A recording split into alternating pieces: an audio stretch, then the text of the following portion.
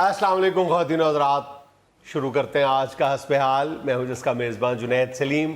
नाज़रीन, आज महफ़िल मौसीकी में मेरे बाएं हाथ तशरीफ़ रखते हैं दुनिया मौसीकी का एक बहुत बड़ा मोतबर नाम उस्ताद सुरीले खान, अपने ससुर और शागिर्द ख़ास उस्ताद डब्बे खान के साथ।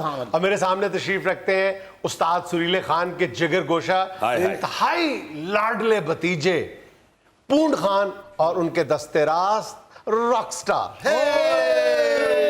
मैं के सोनियो ए भतीजे तक ते गल ठीक है, आ जेड़ा विच फ्रूट जिहा पा लिया जिगर पोश है। आप बेटों की तरह हजूर असी ते मैं क्या सदके जावां जी पुत बुजुर्गो, कुछ खुदा दा खौफ खाया करो। जी जी एडे चाह नाल मिलन आंदे हो जुनैद साहब नाल ते कोई आंदी इस्तकबालिया गाना ते सुनाया करो। तेरे मिलण नूं आई किन्ने चाह करके आसीने नाल लग जा आ करके। ओए एक मिनट खलो जाओ, खुदा दा नाम जे क्यों कोरोने दे खिलाफ गाउन लग पए हो? की होया बेटा? अगले हाथ मिलाइए तो झाड़ देंदे ने उतो सीने नाल लग जा ठा करके। ਇਹ ਸਲਾਮ ਦਾ ਜਵਾਬ ਉਹਨਾਂ ਨੇ ਦਰਾਜ਼ ਚੋਂ ਪਿਸਤੌਲ ਕੱਢ ਕੇ ਨਾ ਤੇ ਠਾ ਕਰਕੇ ਹੀ ਦੇ ਦੇਣਾ। ਚਲੋ ਸੀਨੇ ਵਾਲਾ ਗਾਣਾ ਨਹੀਂ ਗਾਉਂਦੇ, ਦੂਜਾ ਗਾ ਲੈਣੇ ਆ। ਹੱਥ ਮਿਲਾ ਦਿਲਦਾਰਾ ਗੱਲ ਪੱਕੀ ਹੋ ਗਈ। ਆ ਕਾਕਾ ਖਲੋ ਜਾ ਇੱਕ ਮਿੰਟ, ਸ਼ੋਖਿਆ ਤੁਹਾਨੂੰ ਦੱਸਿਆ ਪੁੱਤਰ, ਅਕਲ ਕਰੋ ਕਰੋਨਾ ਹੈ, ਡਿਸਟੈਂਸ। ਹੱਥ ਮਿਲਾ ਦਿਲਦਾਰਾ ਇਹ ਗਾਣਾ ਕਿਧਰੇ ਅੱਜ ਕੱਲ ਦੇ ਦੌਰ ਚ ਹੋਇਆ ਹੁੰਦਾ ਨਾ ਜੀ, ਤੇ ਇਸ ਗਾਣੇ ਦੀ ਪ੍ਰੋਡਕਸ਼ਨ ਵੱਧ ਜਾਣੀ ਸੀ ਕਿਉਂਕਿ 150 ਬੋਤਲ ਨਾਲ ਸੈਨੀਟਾਈਜ਼ਰ ਦੀ ਲੱਗਣੀ। ਇਹਨਾਂ ਨੂੰ ਬਸ ਦੂਰੋਂ ਸਲਾਮ ਕਰੋ, ਇਹ ਵੱਡੇ ਲੋਕ ਨੇ, ਅਮੀਰ ਲੋਕ ਨੇ, ਇਹਨਾਂ ਨੂੰ ਤੇ ਘਰ ਕੋਈ ਅੱਜ ਕੱਲ ਮਿਲਣ ਚਲਾ ਜਾਵੇ ਨਾ ਤੇ ਮਹਿਮਾਨ ਨੂੰ 2 ਗਾਰਡ ਪਿੱਛੋਂ ਫੜ ਕੇ ਰੱਖਦੇ ਨੇ, ਫੇਰ ਸਾਹ ਅੰਦਰੋਂ ਨਿਕਲਦੇ ਨੇ ਔਰ ਦੂਰੋਂ ਜਿਵੇਂ ਚੰਨ ਨਹੀਂ ਵੇਖੀਦਾ ਇੰਜ ਮਹਿਮਾਨ ਨੂੰ ਵੇਂਦੇ। जी फरमाइए कैसे आए हैं? मेहमान कहता भाई जी पिछों तलावा छड्डण ते मैं आके दसा ना कैसे आए हैं। इसमें अमारत की गुर्बत कहाँ से आ गई? ये सोशल डिस्टेंसिंग है जो इस वक्त की अहम तरीन जरूरत है। ओए आहो जनाब, ये जिहड़ा डिस्टेंस है अमीर लोग ही फॉलो करन डे ने जी। आ इत्थे हुणे किसे गरीब इलाके च जाके न्याज वाली देख खोलो, हाँ देखना फिर गरीब आदमी की करदा एक दूजे नाल। ਇਹ ਤੇ ਅਸੀਂ ਵੀ ਤੁਹਾਡੀ ਵਜ੍ਹਾ ਤੋਂ ਆ ਕੇ ਇੱਥੇ ਤੁਸੀਂ ਕਹਿੰਦੇ ਹੋ ਤੇ ਦੂਰ ਦੂਰ ਬਹਿ ਜਾਂਦੇ ਆ, ਵਰਨਾ ਘਰ ਤੇ ਅਸੀਂ ਇੱਕੋ ਕਮਰੇ 'ਚ ਸਾਰੇ ਪਏ ਹੁੰਦੇ ਆ। ਕਦੀ ਆ ਕੇ ਵੇਖੋ ਸਾਨੂੰ ਘਰ ਸੁੱਤੇ ਆ, ਰੱਬ ਜਾਣਦੇ ਇੰਜ ਥੱਲੇ ਫਰਸ਼ ਤੇ ਪਏ ਹੁੰਦੇ ਆ ਜਿਵੇਂ ਸੁਲਤਾਨ ਰਾਈ ਦੀ ਫਿਲਮ ਦੇ ਅਖੀਰ ਤੇ ਨਹੀਂ ਸਭ ਪਏ ਹੁੰਦੇ ਲੋਕ। ਹਾਂ ਹਾਂ, ਤੁਹਾਨੂੰ ਉਹ ਫਰੇਮ ਲੱਗੇਗਾ ਜਿਹਦੇ ਅਖੀਰ ਤੇ ਨੁੱਕਰ ਚੋਂ ਇਖਤਤਾਮ ਨਿਕਲ ਕੇ ਸੈਂਟਰ 'ਚ ਆ ਜਾਂਦਾ। हमारे विले में तो 6 कमरे हैं। किसमें? हमारे विले में। विला विला है, बिल्कुल वेला कह रहे वेला मेरा। अडे नहीं, बाकी ਇਹਨਾਂ ਦੇ ਵਿਲੇ 'ਚ 6 ਕਮਰੇ ਨੇ। ਆ ਸਾਡੇ ਪਿੰਡ ਵੜਨ ਤੋਂ ਪਹਿਲੇ ਜਿਹੜਾ ਪੁੱਲ ਹੈ ਨਾ ਜੀ, ਉਹਦੇ ਥੱਲੇ ਸੁੱਤੇ ਹੁੰਦੇ ਉਹ 6 ਮੋਰੀਆਂ ਵਾਲਾ ਪੁੱਲ ਹੈ ਨਾ, ਇੱਕ ਮੋਰੀ 6 ਸੁੱਤੇ ਹੁੰਦੇ ਨੇ, ਦੂਜੇ 'ਚ ਨਸ਼ਈ ਪਏ ਹੁੰਦੇ ਨੇ, ਤੀਜੇ 'ਚ ਗੁਜਰਾਂ ਦੀਆਂ ਮੱਝਾਂ ਚਰਦੀਆਂ ਛਾਵੇਂ ਆ ਖਲੋਂਦੀਆਂ ਨੇ। हाँ तो सबसे पहले हम गए ना, वो हमारे सामने आए सारे। और नशई ऐसे नहीं रह रहे, रेंट पे रह रहे हैं।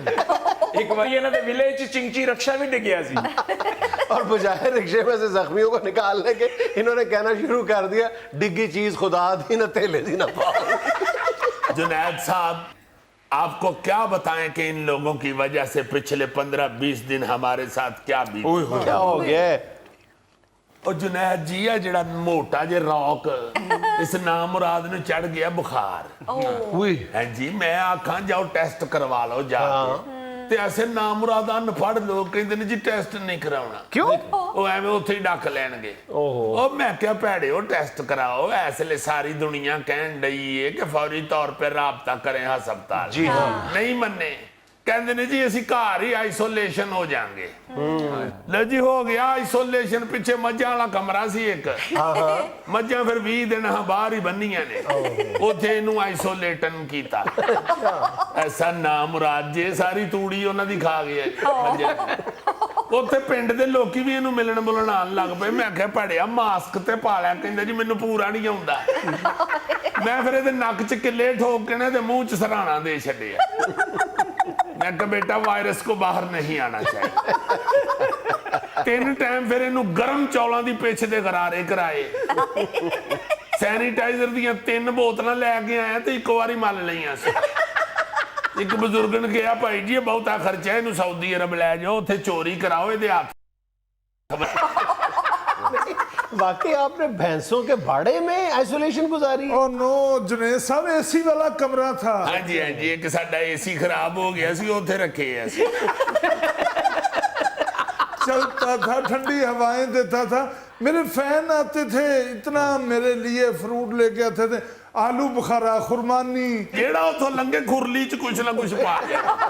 मेरा ख्याल जंतर, जवार और लूसन को ही आलू बुखारा और खुबानी क्या मैंने केड़ा वेंदा है कुछ के की खान दे। नहीं, फ्रूट तो बहुत लाए हैं फैन, लेकिन गला सड़ा ही लाए हैं। हुन फ्रेश फ्रूट दा इहदे नाल इन्ने केड़ा को विचों गिटक सुटनी हुंदी है। सादे मोहतरम, ये भी तो हो सकता है कि डॉक्टर्स ने उनको देखते हुए उनकी शक्लें देख के उनको खास तौर पे गला सड़ा फ्रूट ही रिकमेंड किया हो।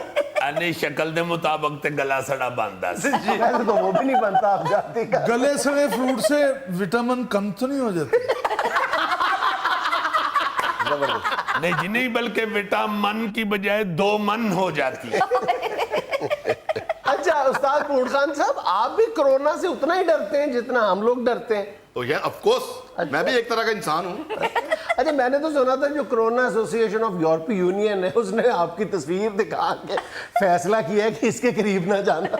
नहीं, हमें तो बुलाया, इटली जा रहे हैं, मैं और आप जा रहे हैं। जिंदाबाद, जबरदस्त। ज्यादा बकवास ना कर, जेड़ी निकर ला के कर इटली ते टंग आया ना, वापस जाके पुत्र उथों ला ते कपड़े बदल के ते चुप करके कमरे च लम्मा पाओ। अंकल हम विलायती फनकार हैं, देसी फनकार नहीं है। ओ खलोश हो गया, साडे पिंड च ते हले तक विलायती आंडा नहीं पहुंचिया, तो विलायती फनकार किथों बन जाने।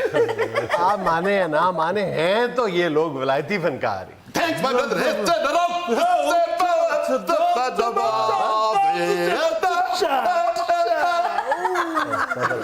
लो जी, ਇਹੋ ਜਿਹੀਆਂ ਆਵਾਜ਼ਾਂ ਕੱਢ ਕੇ ਅੱਜ ਕੱਲ੍ਹ ਪਿੰਡੋਂ ਟਿੱਡੀ ਦਲ ਉਡਾਉਣ ਡੇ ਨੇ। और टिड्डी दल भी एकदम नहीं उड़ता, वो पहले इनको देख के हंसता है फिर उड़ता है, और फिर कह के जाता है कि उड़ा तो हमें ऐसे रहे जैसे अपनी जमीन नहीं है इनकी। वैसे जुनैद साहब, ये जो कोरोना वाली बात चल निकली है, ये कहाँ तक पहुंचेगी, कब ठप होगी? ये हमारे तो सारे बिजनेस ठप हो गए हैं। आपका बिजनेस कैसे ठप होता है? बहुत अच्छे जुनैद साहब, साडा तो बड़ा सेंसिटिव बिजनेस जे, 1 मिनट च ठप हुंदा है। ए ऐसे साडा बिजनेस तो सब तो जल्दी ठप हुंदा है हजूर। जरा को टेंशन फैल जाए, अल्लाह ना करे कोई वाकया हो जाए, 4 कनियां पै जान, साडा बिजनेस मुक जाता है। गाहक घरों ही फोन कर दिंदा, मास्टर साहब ना आना जनाब, बारिश हो गई है तो टेंट ला दिते ने। तो आपका कोई बिजनेस नहीं है ना? नहीं जी, साडा अमेरिकन बैंक है जी, ये अलावा।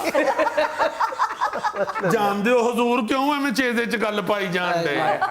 केड़ा तुसी मौसीकार सुनिया जनाब, ये पिंड च खोया भी मारदा है? यही असां सिखिया ते इहदे तो ही असां जनाब बच्चियां दी रोटी कमानी हुंदी। आप नहीं कमाते ना। ये पूर्ण खान से मैं बात कर रहा था, ये कह रहे हैं कि मैं फॉरेक्स ट्रेडिंग भी करता हूँ। की करदे ने जी ये? फॉरेक्स ट्रेडिंग करता हूँ। ये गल कह देन ते मैं इन्हां दा नौकर हां। तो अंकल उन्होंने कह दिया ना, उन पे यकीन नहीं है आपको? कह दिया उन्होंने, बस बात खत्म। चले आप भी एक बार कह दें यार। क्या जी? जो करते हैं आप। हजूर चेजेबाजी छड्डो ते तुहाडी मेहरबानी है, गवर्नमेंट अगे अपील करो आर्टिस्टों की तरफ भी तवज्जो दे। क्या तवज्जो दे? हजूर हर शोभा जेड़ा बेचारा खज्जल हो गया। आ देखो तो सही, आ थिएटरां दे बेचारियां दे आर्टिस्ट सारे वेले घरां च बैठे ने, ये भी इंसान ने, इन्हां नूं भी पेट लगे ने, इन्हां दे भी छोटे छोटे बच्चे ने। अब पीएसओ दे तहत होर भी ते किन्ने काम खोल दिते ने, ते सानू भी पीएसओ कर देन। पीएसओ नहीं, एसओपी। आहो जी, ओहो ही, चलो जो भी है असूल कायदा असीं भी मनांगे जी। बिल्कुल। अब खोल जान थिएटर अगर ते एसपीओस दे तहत लोकी बह जान दूर दूर हो के, एक सीट छड्ड के एक। अब तो सारे शादी हाल बंद होए, कोई फंक्शन नहीं होण दे, कोई आवाज ही नहीं देन दिया कि उस्ताद जी आना जी साडे अल ਹਾਏ जिधरों लंघने अगले बूहा बंद कर देंगे ने उस्ताद होरी खलो के गल ना शुरू कर दे चले इंशाल्लाह everything will be all right. ਇਹ ਜਿਹੜੀ ਗੱਲ ਹੈ ਨਾ ਜੀ ਇਹ ਤੁਸੀਂ ਕੀਤੀ ਕੀ ਹੈ वैसे इंशाल्लाह चंद दिनों तक हर चीज नॉर्मलाइज हो जाएगी। अल्लाह करे जी जल्दी हालात ठीक हो जान ते मुक जाए कोरोना हुण ते एहतियातां कर करके भी थक गए। अंकल वैसे आप बाकी सारी एहतियातें करें लेकिन अपने सुसर की भी एहतियात करें। मैनू शक है रात नू कोरोना बन जाता है। ये इंसान ने कोरोना का मुकाबला करने के लिए मखलूक तैयार की।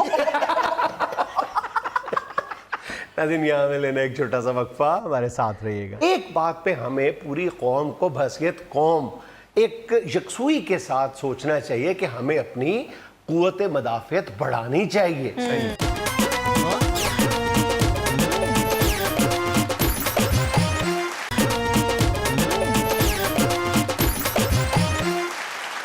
अच्छा भाईजान, जूं जूं ये कोरोना की वबा जो है इसके बारे में मुख्तलिफ बातें सामने आ रही हैं कि ये अब रूबा ज़वाल है, नीचे की तरफ जा रहा है। हाँ जी। अल्लाह करे जल्द अज जल्द पूरी कौम क्या पूरी इंसानियत की इससे जान छुट जाए और जल्द अज जल्द छुट जाए।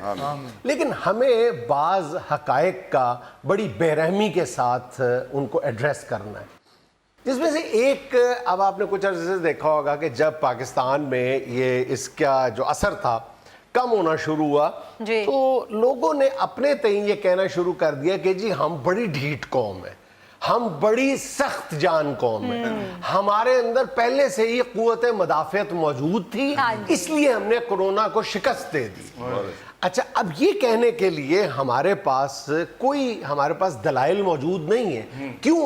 इसलिए कि एक तरफ तो हम ये कह रहे हैं कि हम बड़े सख्त जान हैं, हम अंदर कुव्वत मदाफ़ियत का एक पहाड़ जमा हुआ है। हम सख्त जान और दलील के तौर पे आप क्या गोगे को छत से फेंक के दिखाएं आपको? नहीं, ऐसा करने में हर्ज कोई नहीं है। अब बात अगर आप सच साबित चलो करना यार चाहते छड्डो तो सेगमेंट आओ गोगा जी अब गोगे को जितनी मर्जी बुलंदी से फेंक लो, ज्यादा से ज्यादा एक आवाज आएगी, फप, बस। अच्छा यार मैं की कह सकना, साउंड ही एडी अच्छी कड्डी है।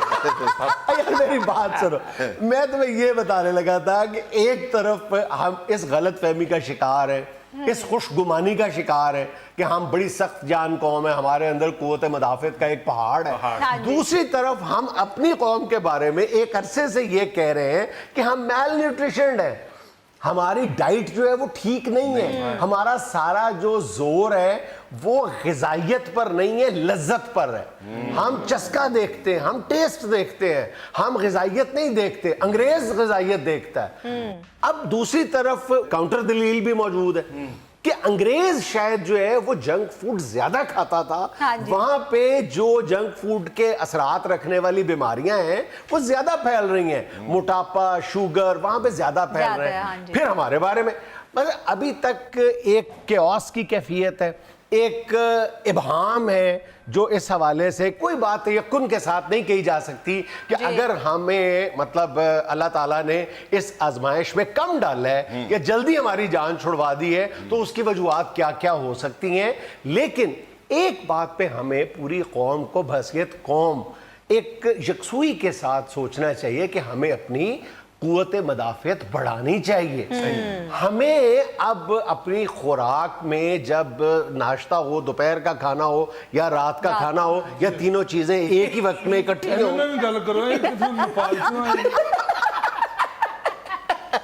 या तीनों चीजें एक ही वक्त में हो, तो हमें ये देखना चाहिए कि इनमें से कौन सी ऐसी चीजें हैं जो हमारी कुव्वत मदाफ़ियत बढ़ा सकती हैं। यार मैं तो तुम्हें 3-4 हफ्तों से कह रहा हूं कि चाय के साथ हैंटर बीफ मंगाया करो।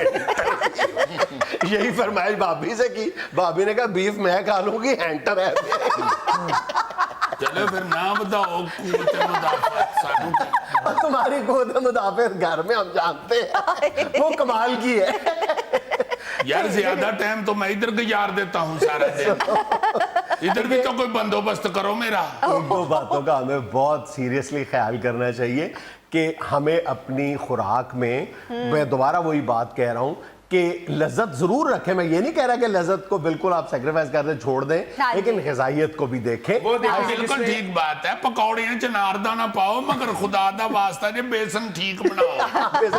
वो खाओ जिसमें विटामिन सी हो, विटामिन डी हो। विटामिन हो। अच्छा, फिर हम और कई बातें हैं, इसमें एक लंबी बहस है जो हमारे टीवी पे अक्सर जो एक्सपर्ट्स जो हैं हाँ जी, वो वो बताते करते हुए नजर आते हैं। मैंने आज भी डॉक्टर सहर चावला हैं, बड़ी मारूफ, वो डाइटिशियन की भी एक्सपर्ट हैं और इम्यूनाइजेशन में भी उनकी स्पेशलाइजेशन है। जब ये बात हो रही थी ये सारी कि हम कैसी कौम है, तो उन्होंने कहा कि दोनों जगह पे ये तो एक सेल्फ कॉन्ट्राडिक्टरी बात है ना। एक तरफ हम कह रहे हैं कि हम बड़ी सख्त जान कौम है, दूसरी तरफ हम कह रहे हैं कि हम बड़ी कमजोर कौम है, बड़ी बीमार कौम है। तो उन्होंने कहा कि दोनों बातें अपनी अपनी जगह दुरुस्त है। एक हद तक जेनेटिकली हो सकता है हमारे अंदर एज नेशन, जेनेटिकली जीनियाती तौर पे हमारे अंदर रेजिस्टेंस हो इन बीमारियों के खिलाफ, लेकिन दूसरी तरफ यह भी एक सच्चाई है कि हम इंतहाई खराब खुराक खा रहे हैं। ठीक है, और यह भी एक सच है कि अंग्रेज बड़े एक तरफ तो बहुत अच्छी खुराक खाता है, खालिश खुराक खाता है, लेकिन दूसरी तरफ अपनी आदतों के सबब जो है वो जंक फूड का भी आशिक है।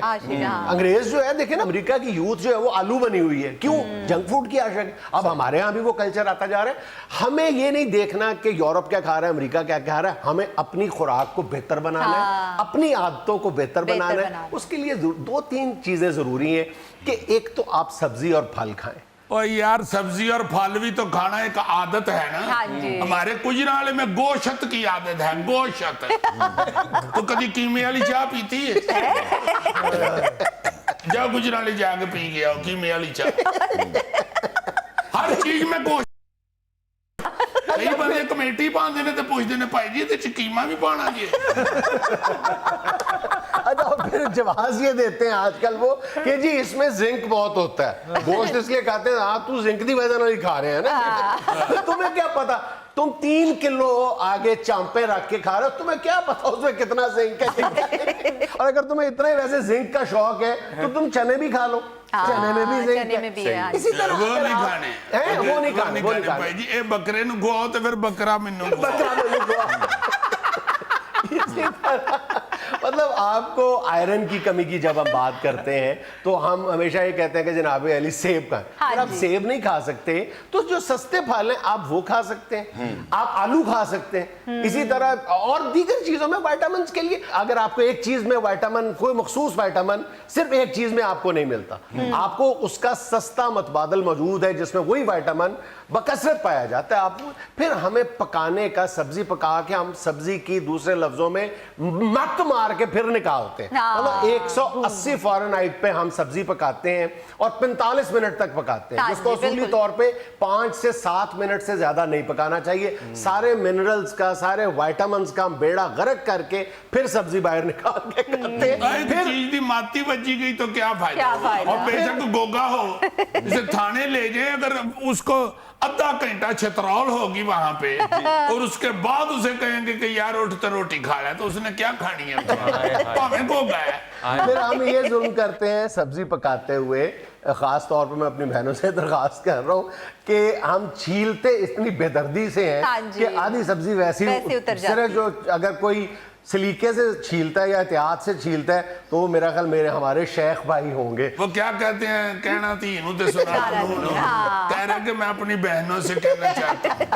असल से ये नहीं कहता कि मैं अपनी बेगम से कहना चाहता हूँ। चलो, मेरे में इतनी जरूरत तो है ना कि अपनी बेगम से कह रहा हूँ, जिन्होंने पकाना भी खुद है, खाना भी खुद है, धोना भी खुद है। नहीं, उनको तो कहने की जरूरत नहीं, वो तो खुद ही कर लेंगे, अल्लाह बात। और दूसरी बात ये है, एक तो जैसे मैंने कहा है कि उसकी ड्यूरेशन, और फिर मसालों का बेदरेग इस्तेमाल। हमारे यहाँ देखें बारबेक्यू पूरी दुनिया में खाया जाता है, लेकिन मैरिनेट करते हुए उसको मसाला लगाते हुए एहतियात की जाती है, 2 या 3 तरह के मसाले लगाए। हमारे यहाँ जब तक एक बारबेक्यू को 50 तरह के मसाले ना लगाए हमारी जो है वो तशफ़ी नहीं होती। ये बड़े नुकसानदेह, इसमें कई चीजें, और फिर उसके जो अच्छे मसाले हैं, जो अच्छे हमारे इंग्रेडिएंट्स अंदर जाने चाहिए मसालों की सूरत में, उनका हम वैसे ही बेड़ा गर्क कर देते हैं। इतना करते हैं सारा इधर उधर लगा रह जाता है, खाली हम वो जो है वो गोश्त का टुकड़ा खाते हैं। यार मैदे पागल हो गए हुए हैं। हाँ, मत मार दिए मैदों जब हम कह रहे होते हैं कि यार ये यार बारबेक्यू लाना, तो मैदा रेडी हो जाता है कि नमक मिर्च लगी हो। अब बारबेक्यू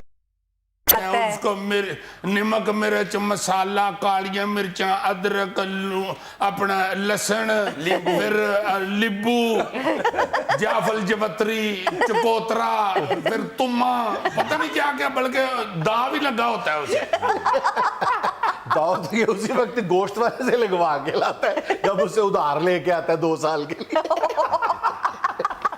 नहीं वाकई खुराक की तरफ खास तौर पे अवाम खुद भी तवज्जो दे और मेरा अपना ख्याल ये है कि कोई गवर्नमेंट की तरफ से या चैनल्स पे इस तरह के कोई प्रोग्राम चलने चाहिए कुछ चल रहा है। सेहत के हवाले से अवाम को कुछ बताया पंजाब फूड अथॉरिटी ने कुछ प्रोग्राम्स ऐसे शुरू किए हैं सब्जियों के बारे में फलों के बारे में पकाने के बारे में जो उनका असल काम है भी सिर्फ छापे मारना नहीं है। तो वो मुख्तलिफ चैनल्स पे गालिबन कुछ FM रेडियो चैनल्स हैं उन पे वो ये बताते भी हैं सोशल मीडिया पे भी बता रहे हैं। मेरा बताते ही हैं या घर छोड़ के भी आते हैं फल फ्रूट। तज़मिया में लेना एक छोटा सा वक्फा हमारे साथ रहिएगा। ਇਹੋ ਜਿਹੇ ਬੰਦੇ ਨੂੰ ਤਾਂ प्राइड ऑफ परफॉर्मेंस मिलना चाहिए। डर गया है। ਇਹੋ ਜਿਹੇ ਬੰਦੇ ਨੂੰ ਪ੍ਰਾਈਡ ਆਫ ਪਰਫਾਰਮੈਂਸ ਮਿਲੇ ਨਾ ਜੀ ਤੇ ਕਹਿੰਦੇ ਨਾਲ ਥੋੜਾ ਜਿਹਾ ਦਹੀਂ ਵੀ ਦੇ ਦਿਓ।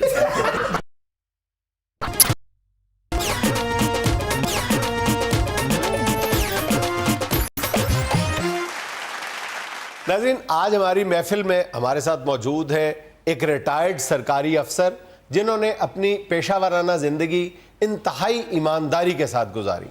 अस्सलाम वालेकुम सर।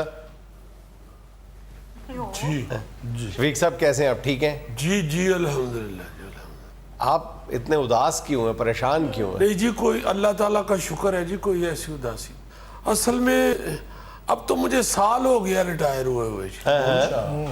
बस वो किसी वक्त अगर ऑफिस जाना होता है ना जी वो पेंशन के मसले में गया हूँ या 1-2 और कागजात लेने के लिए अमजद साहब ने मुझे अंदर नहीं जाने दिया। अमजद साहब कौन?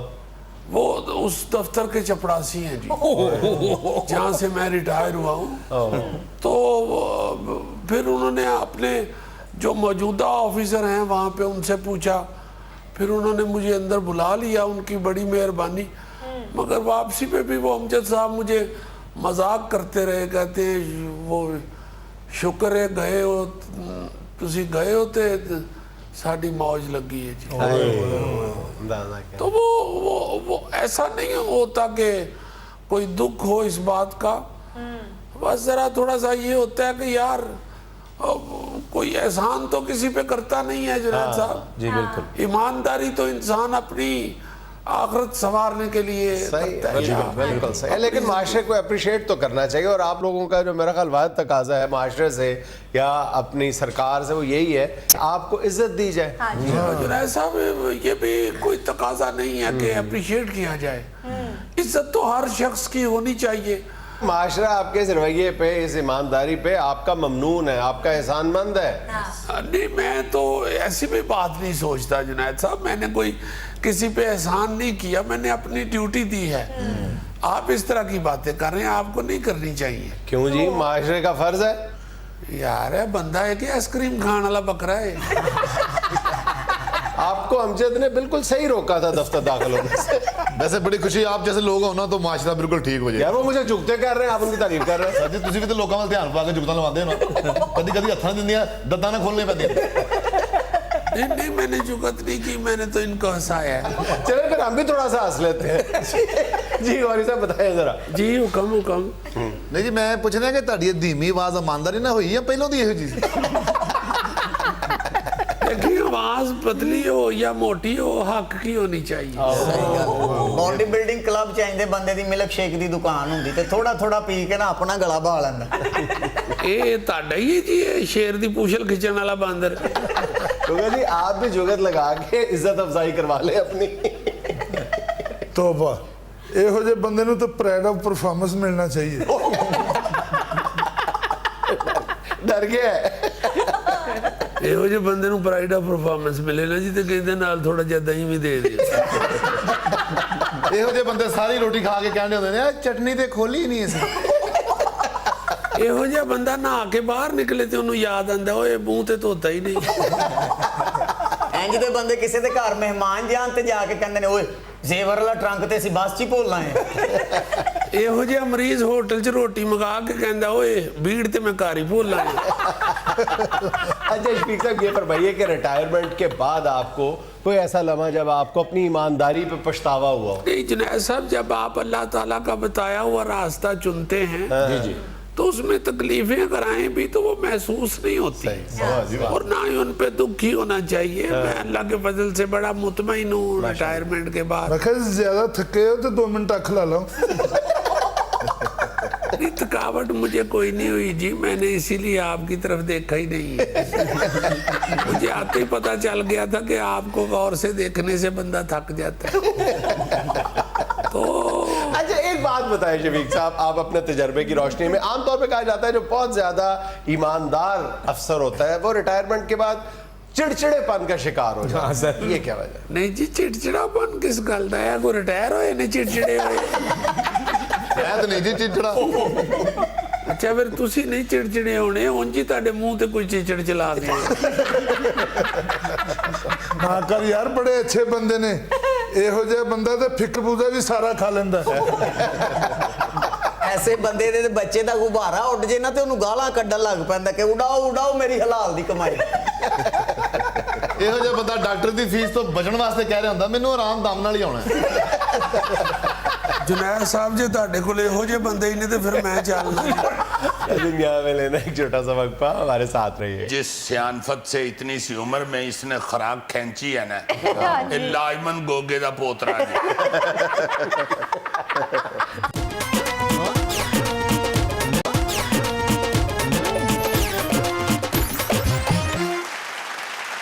आपने अक्सर हमारे यहाँ जब मकान बनते हैं, बिल्डिंग्स बनती हैं, तो एक चीज़ देखा होगा कि जब फर्श प्लस्तर करते हैं आखिर में, तो मिस्त्री साहब को कि आखिर जब फाइनल टच देते हैं तो अपने पाँव के निशान से कैसे बचा जाए। वो फट्टे रखते हैं, ईंटें रखते हैं, लेकिन फिर भी किसी न किसी चीज़ का थोड़ा बहुत निशान बाकी रह जाता है। लेकिन ज़रूरत इजाद की माँ है। ये देखे सर, वो ज़रूरत इजाद की माँ नहीं थी, ये तो है ना, ये देखो। चलो यार गोगे ने चिखा दे, गोगा हमें बता देगा क्या है। अच्छा ये एक और इनोवेशन देखो, जरूरत इजाद की माँ है। जी अगली तस्वीर देखें और खुद अंदाजा करें कि ये क्या चीज है। ये जी क्या है बताएं जरा। को स्टेडियम बना है, हाँ जी, उसमें उन्होंने मेरे ख्याल मिट्टी मुट्टी पदरी करके तो घास लगाने की ट्राई शुरू कर दी। अच्छा जब मैं बताऊंगा ना ये क्या चीज है जी तो गोगा तुम्हें उठ के टक्कर मारेगा। अच्छा जी, क्योंकि ये दुनिया का सबसे बड़ा पिज्जा है। ये दुनिया का सबसे बड़ा पिज्जा है, जो पिज्जा हाउस इटली में बनाया गया था 2012 में, और इसका जो नाम है वो गिनीज बुक में दुनिया के सबसे बड़े पिज्जे के तौर पे शामिल बल्ले किया बल्ले। गया। अब मेरा ख्याल है फिर इस पिज्जे पे बाद में टूर्नामेंट भी हुए। 40,000 kg इसका वजन है। लाइमन इस पे फिर टूर्नामेंट हुए होंगे और फाइनल वाले दिन फिर सारे खिलाड़ियों का अजायत तो ये होगी कि लो जी ग्राउंड खा लो। 1261 स्क्वायर मीटर इसका टोटल वॉल्यूम है। वाह वाह वाह, यानी 3.5 मीटर की एक एक बुरकी लगाई है। ये पंजाब में किसी जगह रख के सिर्फ इतनी आवाज लगा दो रोटी खुल गई जे, तुम देखना। अगले आगे कहनी अरे तो पहले खुली सी। हम तो ग्राउंड समझ रहे थे। गोगा 5 दिन में खा सकता है ये, 5 दिन में खत्म कर देगा ये। यार 5 दिन में मैं कैसे खा जाऊंगा? मैं जिन हूं, 6 दिन दो तो मैं खा भी सकना। ये काम आधे घंटे में करेगा। नहीं वैसे जेड़ा सिर्फ एक दिन ज्यादा मांगा ना इसने, इन्हें 5 भी खा जाना। जब लगे हाथों शादी का एक मंजर देखना चाहते हैं? जी डंगरों वाली बात की, यानी वो आतिफ असलम वाली या फिर उन बेचारों के जो रियाज किए हुए हैं वो सारे खत्म। अखा दे अगे डिगन लग पे ने थोड़ा। नाज़रीन ये था आज का हस्बे हाल, और छोटी सी बात ये कि दोस्त बनाते हुए ऐसे लोगों का इंतखाब करें जो साया और आईना बन के आपके साथ रहे, क्योंकि साया साथ नहीं छोड़ता, आईना झूठ नहीं बोलता। खुश रहें, खुश रखें। आपसे मुलाकात होगी इंशाल्लाह अगले हफ्ते। अल्लाह हाफ़िज़।